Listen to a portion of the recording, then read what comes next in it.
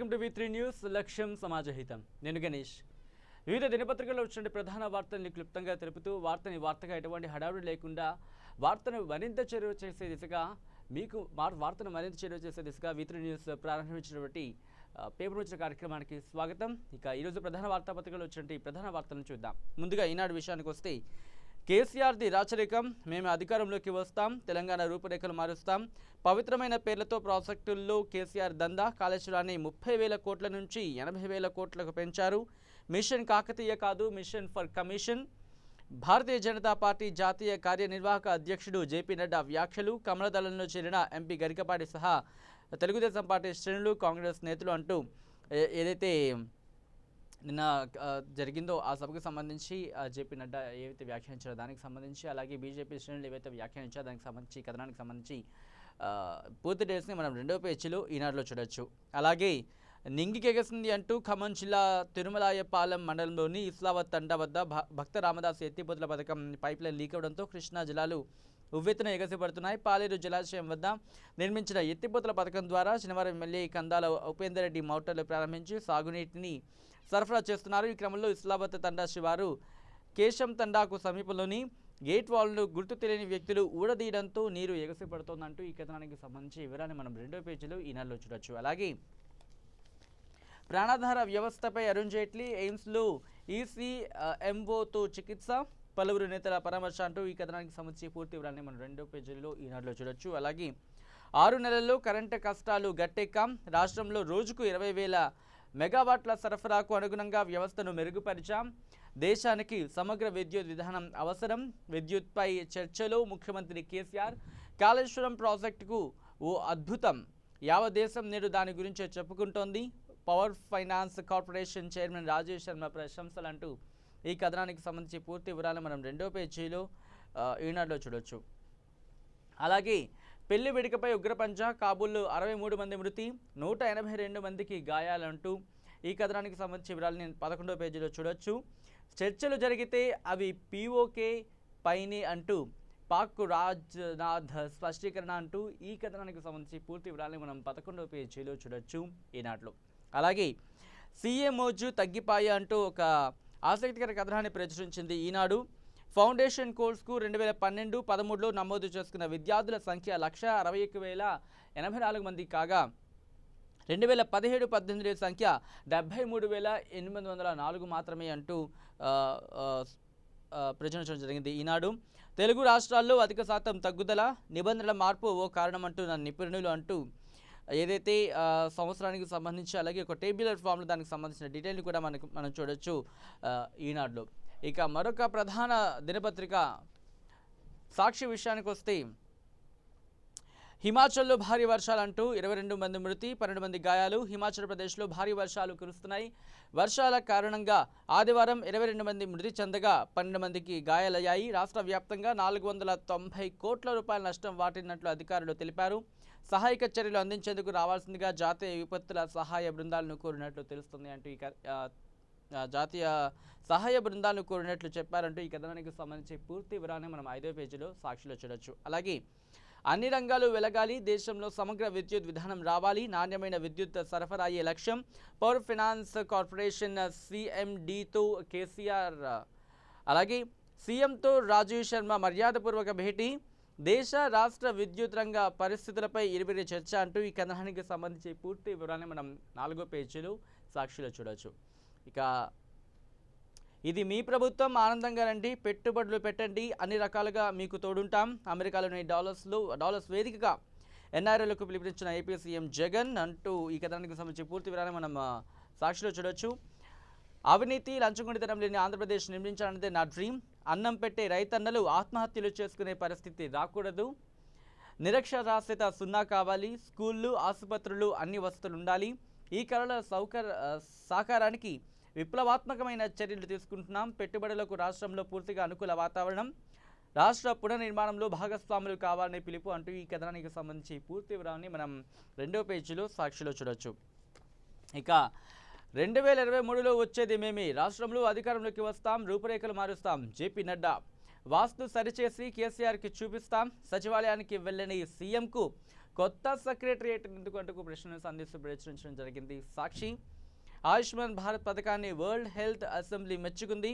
కేసీఆర్కు మాత్రం పట్టడం లేదు. ఆయనకు కావాల్సింది రాజకీయాలు, కుటుంబమే. కేసీఆర్ చెప్పేదొకటి చేసేదొకటి. బీజేపీ జాతీయ కార్యనిర్వాహక అధ్యక్షుడు జేపీ నడ్డా ధ్వజం.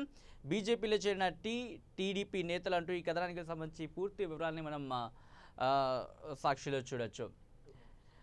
ఇక కొనసాగుతున్న ఆరోగ్యశ్రీ బంద్ అంటూ ప్రైవేట్ ఆసుపత్రుల్లో ఉచిత వైద్యం అందక పేదల అవస్థలు. గాంధీ నిమ్స్కు పెరుగుతున్న తాకిడి. నేడు నెట్వర్క్ ఆసుపత్రుల అసోసియేషన్ భేటీ. ప్రభుత్వ తీరు, తాజా పరిస్థితులపై చర్చించే కార్యాచరణ అంటూ ఈ కథనానికి సంబంధించి పూర్తి వివరాలు మనం సాక్షిలో చూడొచ్చు. ఇక ట్రాఫిక్ చిక్కులు తీర్చే దిక్కులు. నగరం నలువైపులా నయా హబ్స్. మంగల్పల్లి, బాటసింగారంలో శరవేగంగా లాజిస్టిక్ హబ్ పనులు. మియాపూర్లో ఐసీబీటీ నిర్మాణంపై హెచ్ఎండిఏ ప్రత్యేక దృష్టి. పటాన్చెరులోనూ కొనసాగుతున్న లాజిస్టిక్ హబ్ పనులు. ఇవి అందుబాటులోకి వస్తే నగర ట్రాఫిక్ సమస్య తగ్గినట్టే అంటూ ఈ కథనానికి సంబంధించి పూర్తి వివరాలు మనం 14 పేజీలో చూడొచ్చు. ఇక యువత అద్భుతాలు చేయగలదు మోదీ. భూటాన్ను యువత సరికొత్త ఎత్తుకు తీసుకెళ్తుంది. హిమాలయ దేశం త్వరలో సొంత ఉపగ్రహం సమకూర్చుకోబోతోంది. రాయల్ యూనివర్సిటీ ఆఫ్ భూటాన్లో ప్రధాని మోదీ అంటూ ఈ వివరాలకు సంబంధించి పూర్తి డీటెయిల్స్ మనం 5వ పేజీలో చూడొచ్చు ఈ కథనానికి సంబంధించి. ఇక పెళ్లిలో పేరిన మానవ బాంబ్. ఆఫ్ఘనిస్తాన్ రాజధాని కాబూల్లో భారీ ఆత్మాహుతి దాడి సంభవించింది. పెళ్లి వేడుకను లక్ష్యంగా చేసుకుని పాల్పడిన పేలుడులో 63 మంది ప్రాణాలు కోల్పోగా 180 మందికి పైగా గాయాలైనట్టు తెలుస్తోంది. ఈ ఘోరానికి పాల్పడింది తామేనని ఉగ్రవాద సంస్థ ఇస్లామిక్ స్టేట్ ఐఎస్ ప్రకటించుకుందంటూ ఈ కథనానికి సంబంధించి పూర్తి వివరాన్ని మనం 5వ పేజీలో సాక్షిలో చూడొచ్చు. ఇక మరొక ప్రధాన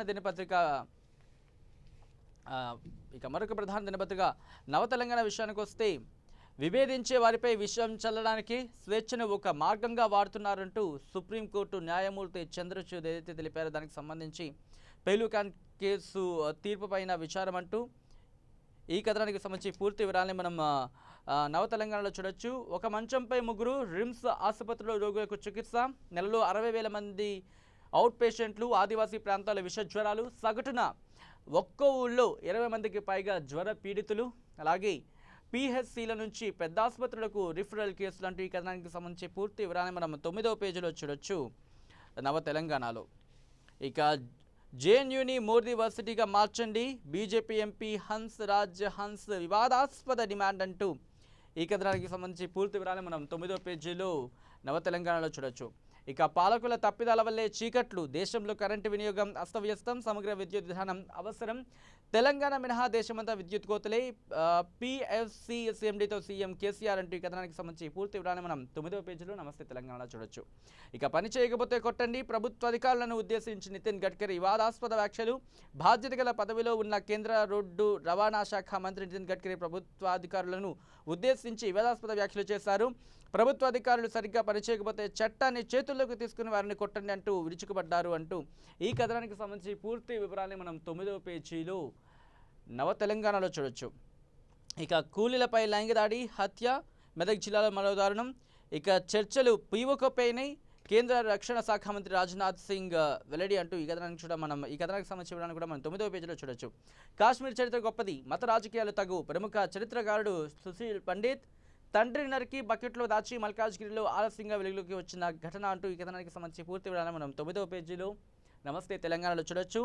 మందు గాయబ్. ఏడాది నుంచి సరఫరా లేదు. రికార్డులు వేసినట్లు నమోదు. 5 ఏళ్లలోపు చిన్నారులకు అందని విటమిన్ ఏ సిరప్ అంటూ ఈ కథనానికి సంబంధించి పూర్తి వివరాన్ని మనం 9వ పేజీలో చూడొచ్చు.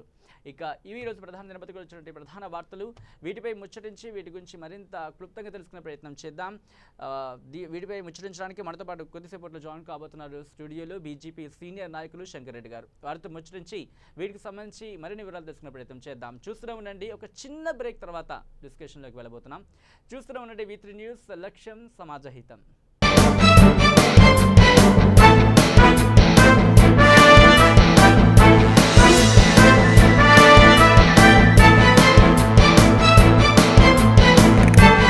నమస్తే, వెల్కమ్ బ్యాక్ టు పేపర్ ముచ్చట కార్యక్రమానికి తిరిగి స్వాగతం. ఈరోజు మనతో పాటు ఉన్నారు బీజేపీ సీనియర్ నాయకులు శంకర్ రెడ్డి గారు మనతో పాటు స్టూడియోలో. ఈరోజు పేపర్ ముచ్చట కార్యక్రమంలో మనతో పాటు ముచ్చటించడానికి సార్ నమస్తే సార్, కార్యక్రమానికి స్వాగతం. నవభారత్ నవ తెలంగాణ నిన్న సభ జేపీ నడ్డా జేపీ నడ్డా గారు ప్రసంగించడం కానీ సో దీన్ని ఎలా చూడొచ్చు మొత్తంగా చూసుకుంటే కనుక ఆ, ఒక విధంగా చెప్పాలంటే అమిత్ షా గారి ప్లేస్ని రీప్లేస్ చేసినట్టు ఆయన వ్యాఖ్యలు అనిపిస్తోంది. ఎలా చూడొచ్చు మొత్తం ఈ పరిణామాన్ని? అంటే ఈరోజు Bharatiya Janata party working president మొదటిసారిగా వారు అధ్యక్షులైన తర్వాత మొదటిసారిగా తెలంగాణ పర్యటనకు వచ్చారు.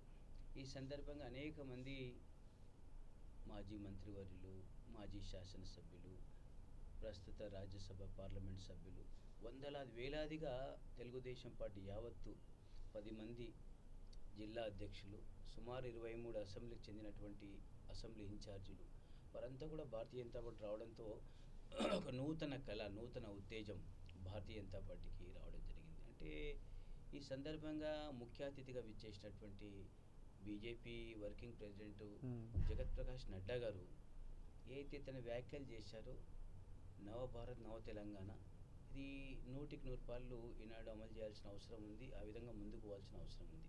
ఎందుకంటే తెలంగాణలో తెలంగాణ పేరు మీద తెలంగాణ యొక్క రాష్ట్ర ఏర్పాటు విషయంలో కానీ తెలంగాణ ఏర్పడ్డ తర్వాత కానీ ఉన్నటువంటి అయితే టీఆర్ఎస్ పార్టీ ఉందో కేవలం ప్రజల్ని మభ్యపెట్టి మాయ చేసి అరచేతుల స్వర్గాన్ని చూపుతూ రాచరిక పాలన కొనసాగిస్తూ ఉంది. ఈ పాలన మీద ఈనాడు తిరగబడాల్సిన అవసరం ఉంది. ఈ యొక్క పరిపాలనకు వ్యతిరేకంగా పోరాటం చేయాల్సిన అవసరం ఉందని చెప్పి ఈనాడు జగత్ ప్రకాష్ నడ్డా గారు ఒక సుదీర్ఘమైనటువంటి రాజకీయ అనుభవం ఉన్నటువంటి యువమోర్చా జాతీయ అధ్యక్షులు గతంలో పనిచేశారు. హిమాచల్ ప్రదేశ్లో ఫ్లోర్ లీడర్గా పనిచేశారు. కేంద్ర వైద్య శాఖ మంత్రిగా పనిచేశారు. చాలా సీనియర్ నాయకులు కాబట్టి వారికి ఉన్న అనుభవం రీత్యా అమిత్ షా గారైనా, మోడీ గారైనా, నడ్డా గారు ఎవరైనా బీజేపీలో ప్రతి నాయకుడు సమర్థుడే కాబట్టి ఆ విధంగా వారు మాట్లాడారు. ఆ విధంగా పార్టీని ముందుకు తీసుకుపోతారు. రైట్. ఆయన కాళేశ్వరం గురించి మాట్లాడుతూ 30,000 కోట్లు ఉన్నదాన్ని 80,000కి తీసుకెళ్లారని అంటున్నారు. కానీ ఒక కామెంట్ అయితే వినిపిస్తోంది, కనీసం కాళేశ్వరానికి ఎటువంటి మద్దతు ఇవ్వని భారతీయ జనతా పార్టీ ప్రభుత్వం కానీ దీని గురించి వ్యాఖ్యానించడం ఎంతవరకు సమంజసం అని చెప్పి. అంటే ఒక విషయం ఉందండి. ఇప్పుడు కాళేశ్వరం ప్రాజెక్ట్ ఉంది. కాళేశ్వరం ప్రాజెక్టు నిర్మాణం కావాల్సిన అవసరం ఉంది. కాళేశ్వరం అనేది ఈయన కాల్వకుంట్ల చంద్రశేఖరరావు గారు గౌరవ ముఖ్యమంత్రి గారు మాత్రమే ఆయన ప్రారంభించిన ప్రాజెక్ట్ కాదు ఇది. తెలంగాణ ప్రజల యొక్క ఇదొక ఆశా కిరణం. ఇది ఎన్నో ఏళ్ళుగా దీని మీద ఎదురు చూస్తూ కాంగ్రెస్ పార్టీ, అంతకుముందు బీజేపీ పార్టీ, అన్ని పార్టీలు కూడా కాళేశ్వరం నిర్మాణం కావాల్సిన అవసరం ఉందని చెప్పి చేవెళ్ళ ప్రాణహిత ప్రాజెక్ట్ పేరు మీద ముందుకెళ్ళాం. వీరు ముఖ్యమంత్రి అయిన తర్వాత చేవెళ్ళ ప్రాణహిత ప్రాజెక్టును ఈనాడు రీడిజైన్ చేసి దానికి కావాల్సిన కాస్ట్ను పెంచి ఈ విధంగా చేయడం అంటే అందులో అవినీతి జరిగింది. ఏదైతే కాళేశ్వరం ప్రాజెక్టులో అవినీతి జరిగిందో అవినీతి మీద మాట్లాడేటువంటి హక్కు ప్రతి భారతీయుడికి, ప్రతి తెలంగాణ పౌరుడికి ఉన్నది విషయాన్ని మనం గమనించాల్సిన అవసరం ఉంది. ఈరోజు కేంద్రం డబ్బులు ఇచ్చిందా ఇవ్వలేదా వేరే అంశం, కానీ దీంట్లో జరుగుతున్న అవినీతిని, ఇక్కడ జరుగుతున్నటువంటి అరాచకాన్ని ప్రశ్నించే హక్కు మాత్రం ప్రతి ఒక్క దేశభక్తుడికి ఉంది, ప్రతి తెలంగాణ వాదికి ఉంది. ఆ దాంట్లో భాగంగానే నడ్డా గారు ఆ విధంగా మాట్లాడు తెలంగాణ గొంతుకగా అయి మాట్లాడని చెప్పి నేను చెప్తా ఉన్నాను. రైట్. ఆయన నిన్న ప్రసంగిస్తూ ఆయన అనుకున్నాడు ఈ గడ్డ మీద మాట్లాడడం చాలా అదృష్టంగా భావిస్తున్నానని చెప్పి. అయితే ఆ మాట ఉన్న వ్యక్తి కాళేశ్వరంకి సంబంధించి ఒక్క పైసా కూడా అక్కడి నుంచి రాకుండా కాళేశ్వరం మీద కామెంట్ చేయడం ఎంతవరకు సమంజసం? ఒక కామన్ మ్యాన్గా మాట్లాడుకుంటే ఎంతవరకు దాన్ని చూడొచ్చు మనం ఏమంటా ఉన్నామంటే ఈరోజు నడ్డా గారు తెలంగాణ గడ్డ మీద అడుగు పెట్టాక ఈ తెలంగాణ గడ్డ మీద ఒక మొదటిసారిగా నేను వర్కింగ్ ప్రెసిడెంట్గా అయిన తర్వాత ఈ గడ్డ మీద అడుగు పెట్టడం నిజంగా నేను ఒక గర్వంగా ఫీల్ అవుతా ఉన్నాను, చాలా హ్యాపీగా ఫీల్ అవుతానని చెప్పారు. అంటే ఇక్కడ ఎందుకు మీరు అవి ఫీల్ అవుతానని చెప్పి అనుకుంటే ఇక్కడ ఒక యాదాద్రి లక్ష్మీనరసింహస్వామి పవిత్రమైనటువంటి గడ్డ ఇది. అదే కాకుండా బాసరా సరస్వతి మాత ఉన్నటువంటి వెలిసినటువంటి ప్రాంతం ఇది. ఇలాంటి యొక్క సుందర ప్రాంతంలో, ఇలాంటి పవిత్రమైన ప్రాంతంలో నేను రావడం ఆనందంగా నేను భావిస్తూ ఉన్నాను. ఒకవైపు మాట్లాడుతూ రెండో వైపు పథకాల పేర్లేమో చక్కగా ఉన్నాయి, కానీ దాంట్లో జరుగుతున్నదంతా కూడా అవినీతి అని చెప్పి జగత్ ప్రకాష్ నడ్డా గారు ప్రజలంతా భావిస్తున్నటువంటి విషయాన్ని వారు ప్రజల మరొకసారి ఈనాడు బయటికి తీసుకొచ్చారని చెప్పి చెప్తా ఉన్నాను. మళ్ళీ మీరు అంటూ ఉన్నారు ఏదైతే కాళేశ్వరం ప్రాజెక్టులో కేంద్రం మద్దతు ఇవ్వలేదంటున్నారు. కేంద్రం మద్దతు లేని కాళేశ్వరం ప్రాజెక్టు అంత సులువుగా జరగదు. అంటే అది ఈనాడు ఒక కాళేశ్వరం ప్రాజెక్టుకు మీకు తెలుసు అనుకుంటాను అనేక సార్లు ఈ రాష్ట్ర ప్రభుత్వం అనేక అర్జీలు పెట్టుకుంటే, అనేక పిటిషన్స్ పెట్టుకుంటే అన్నింటిని కూడా క్లియర్ చేసింది. అందులో ఎన్విరాన్మెంట్ కావచ్చు, పొల్యూషన్ కంట్రోల్ బోర్డు కావచ్చు, ఇవన్నీ కూడా క్లియరెన్స్ ఇచ్చింది భారతీయ జనతా పార్టీ ప్రభుత్వం అనేది మరవద్దు ఎవరు కూడా. సో బీజేపీ ప్రభుత్వం మద్దతు లేదనేది ఆ విధంగా ఏం లేదు. 100% కాళేశ్వరం ప్రాజెక్టు భారతీయ జనతా పార్టీ ప్రభుత్వం, నరేంద్ర మోడీ గారు గౌరవప్రదంగా తెలంగాణ ప్రజల కోసం వారు సహకరించారు. దాని గురించి మాట్లాడేకు ఒక భారతీయుడిగా, తెలంగాణ వాదిగా ప్రతి ఒక్కరికి అధికారం ఉంది.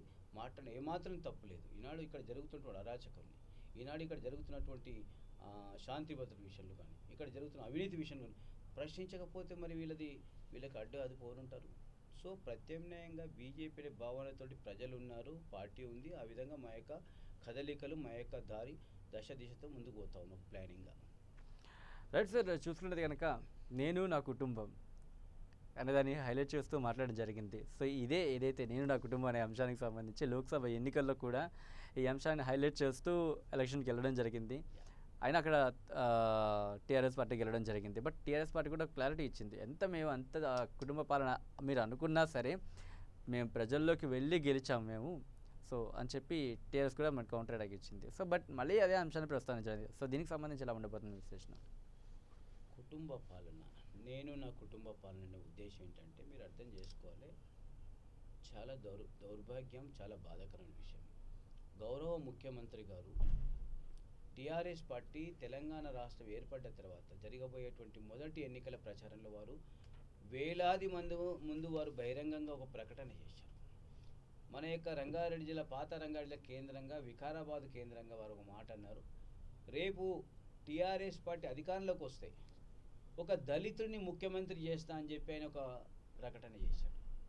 దాన్ని నిలుపుకోలేదు. తర్వాత ఇంటికో ఉద్యోగం ఇస్తా అన్నాడు, దాన్ని నిలుపుకోలేదు. ఎస్సీ ఎస్టీ పేదలకు, భూమి లేని పేదలకు 3 ఎకరాల భూమి ఇస్తున్నాడు, అది ఇవ్వలేదు. డబుల్ బెడ్రూమ్ పథకాలను అమలు చేస్తున్నాడు, డబుల్ బెడ్రూమ్ పథకాలు అమలు కావడం లేదు. ఇవన్నీ జరుగుతూ ఉంటే మరి ఉద్యోగాలు ఎవరికి వచ్చాయి? ఆయన గారికి, ముఖ్యమంత్రి గారికి ఉద్యోగం వచ్చింది, ఆయన యొక్క గౌరవ కుమారుడైనటువంటి కేటీఆర్ గారికి వచ్చింది, వారి కూతురికి వచ్చింది, వారి అల్లుడైన హరీష్ రావు గారికి వచ్చింది, కానీ ప్రజలకు రాలేదు. కాబట్టి తన కుటుంబం అనే భావన ఇక్కడ ముందుకు తీసుకుపోతా ఉన్నాం. ఇది అర్థం చేసుకోవాలి. ప్రజల కోసమే మాట్లాడుతున్నాం. ప్రజలకు ఏం మాటలు ఇచ్చావో, ప్రజలకు ఏం మాటలు చెప్పావో, ఏం వాగ్దానాలు చెప్పావో అమలు చేయండి. అమలు చేయడం లేదు కాబట్టి నీ కుటుంబమే బాగుపడుతుంది. బంగారు తెలంగాణ పేరు మీద బంగారంలాగా దోచుకుంటా ఉన్నారని చెప్పి బీజేపీ ప్రజలకు తెలియజేస్తూ ఉంది.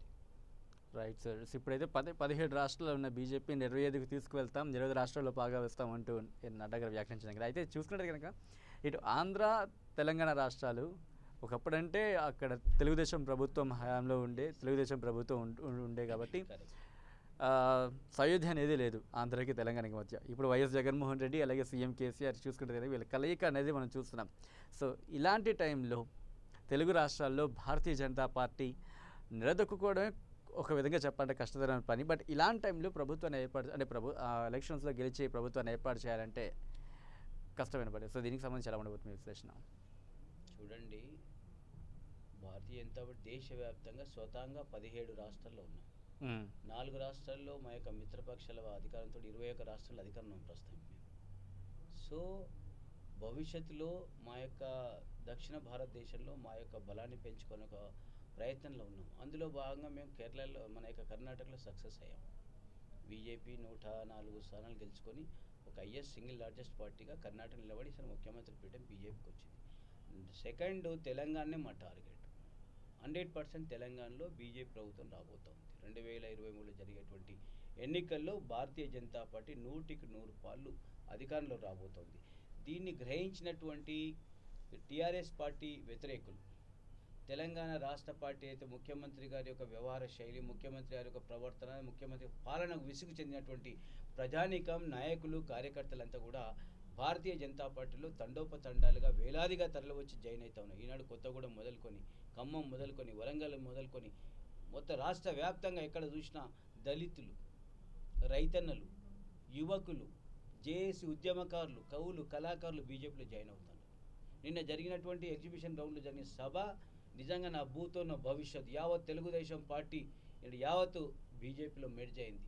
ఇది చాలా సంతోషకరమైన విషయం. అంటే దీన్ని ఆధారంగా చూసుకుంటా ఉంటే మీరు చూశారు sitting sitting MP AP Jithender Reddy Mahabubnagar బీజేపీలో చేరారు.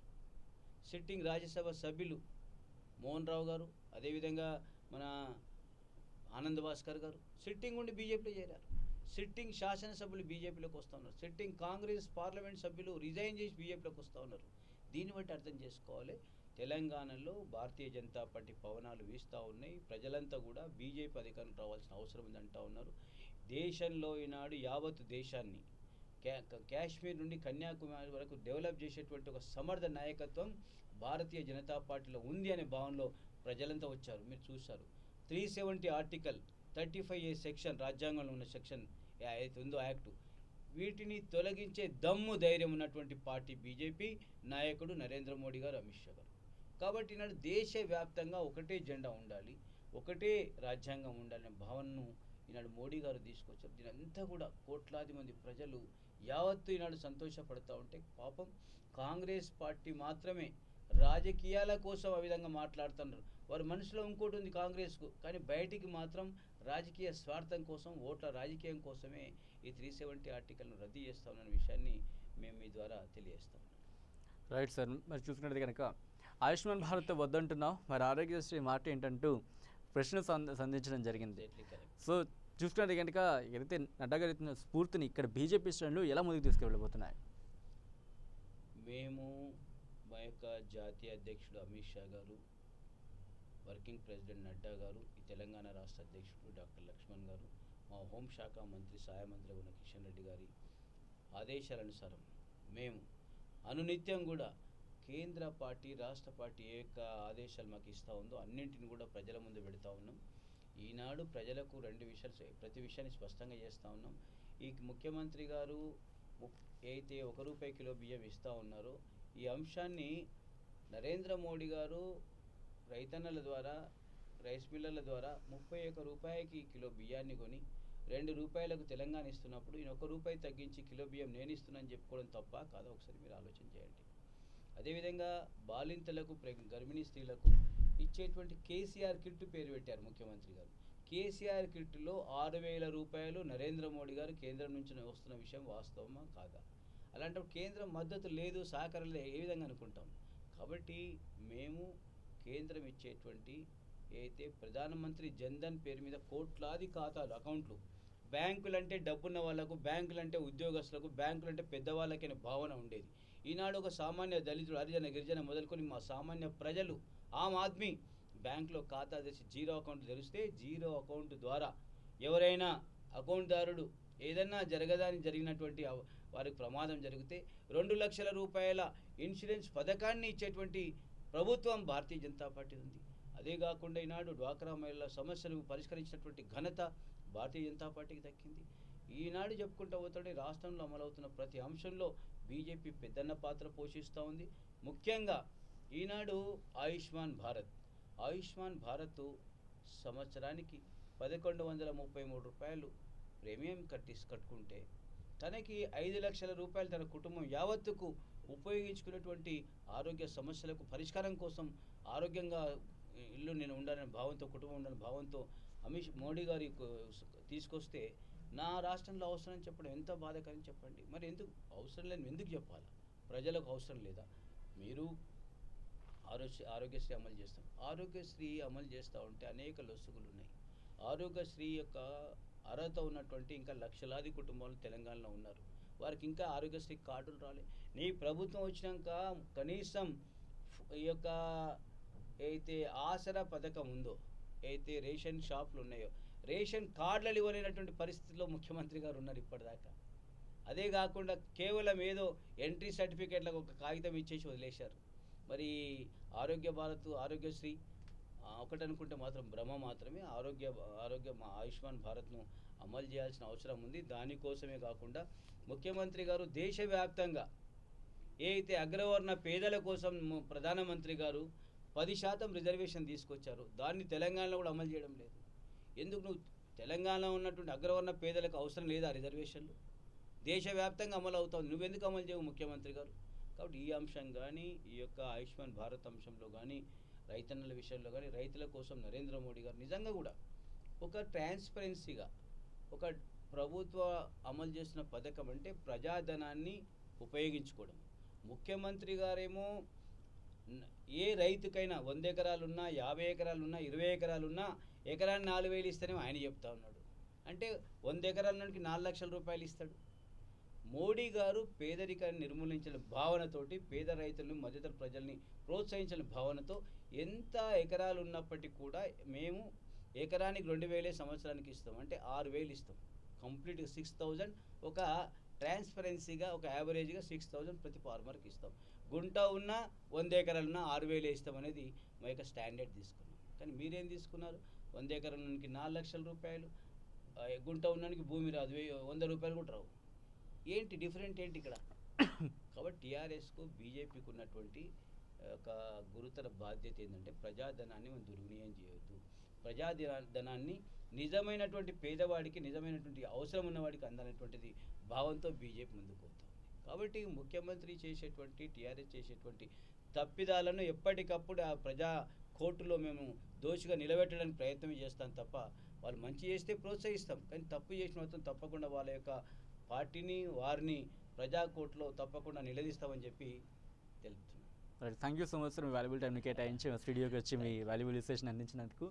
ఇది వాళ్ళ బీజేపీ సీనియర్ నాయకులు శంకర్ రెడ్డి గారితో పేపర్ ముచ్చట కార్యక్రమం. మరో పేపర్ ముచ్చట కార్యక్రమం మళ్ళీ కలుసుకుందాం. అంతవరకు సెలవు, నమస్కారం.